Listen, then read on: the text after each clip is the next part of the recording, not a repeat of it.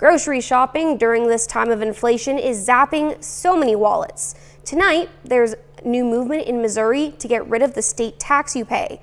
Reporter Jenna Ray has more. I go to the grocery store probably 3 times a week. Schnucks shopper Nicole Mellon says, take the tax away.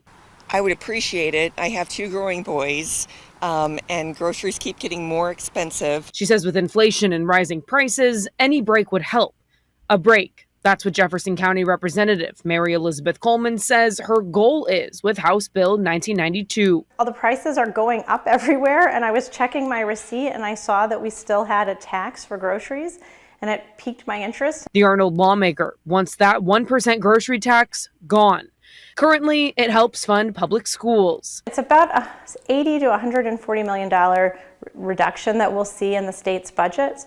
But I think that we're going to be able to absorb that. Missouri is one of 13 states that taxes your groceries. As of 2020, Mississippi, one of the country's poorest states, taxes the highest at 7%.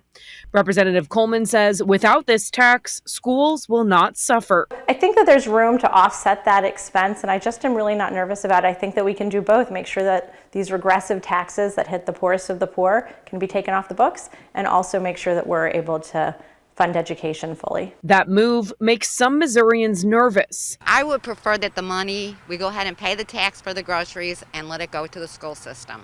I have grandchildren and I want to make sure they get good educations, and I want them to have the opportunities that my kids had because they really had a good education. Debbie Owens tells News 4 the extra tax tacked onto her receipt isn't a big deal, but she'd take the break if it didn't mean less for education. Just not take away. I think that anything we can give them to help is a great opportunity.